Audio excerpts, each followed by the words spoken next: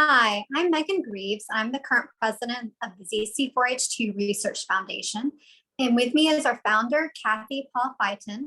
Today, we're going to be answering some questions from the community. Please leave us a comment and let us know if the content is helpful to you. Kathy, first off, how do we know which research to support?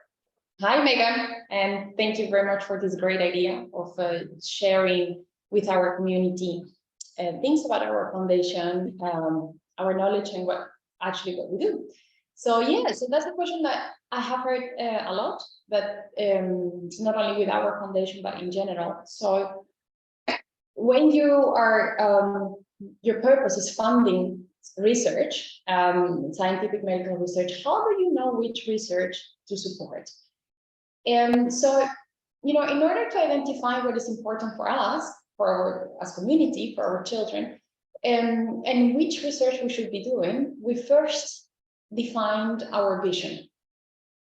And our vision is, what do we want to accomplish?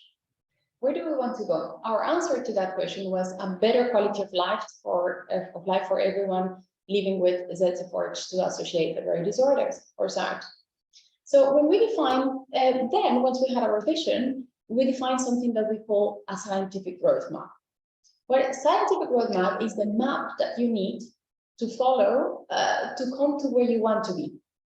In our case, our roadmap tells us what the things are that we already know and what we need to know about ZC4H2 and about the condition, and what type of research will help us finding those answers, will help finding the things that we still don't know. So back in 2018, when we first started the foundation together with my husband, John, our first step was to define the scientific roadmap. This is not something that you can do alone. You definitely need a group of experts to help and to advise. Around that time, we were fortunate enough to be introduced to the Orphan Disease Center. And for those that don't know what the Orphan Disease Center is, I want to explain shortly what the Orphan Disease Center is.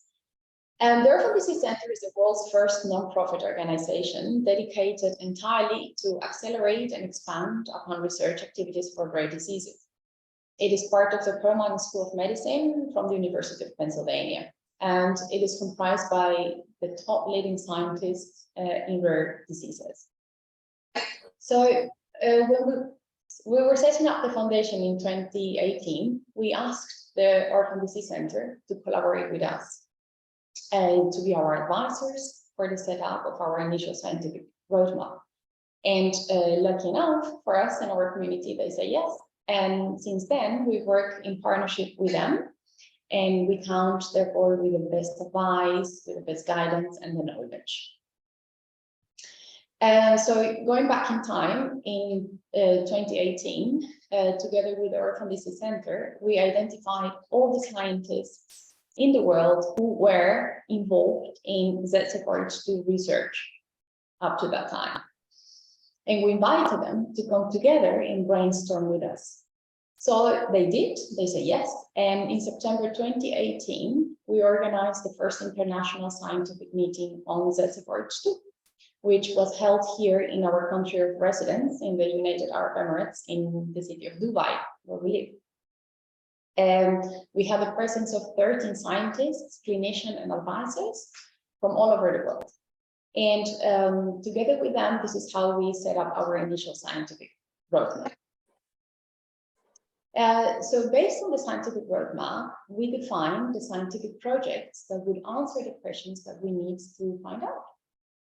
And we do it together with the Orphan Disease Center, as I say, and with our established scientific advisory board from the foundation. So once the research project has been decided, and based on the available budget that we'll have, we invite the scientific community around the world to submit their proposals for the research project. The Orphan Disease Center advises and works together with our foundation to select the most relevant and significant projects.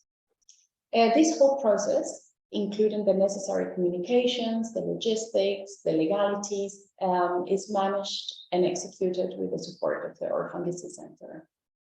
So it is without the Orphan Disease Center, I think that as a small organization like us, wouldn't be able to execute on that type of well-structured process.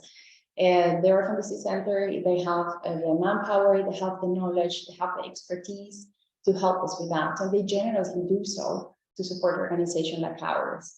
So we've been very, very lucky because we want to not only to do what is right, you know, to have the answers, to ask the right questions and to have the answers to those questions, but we also want to make sure that the investment in time, maybe resources and money to support these projects are to the ultimate benefit, to the maximum benefit of our community, of our children. And the Orphan Disease Center has been invaluable and crucial in helping us with that.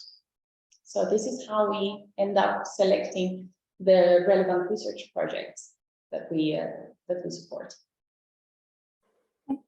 Well, thanks so much, Kathy. Just so everyone knows, next time we plan on answering the following questions.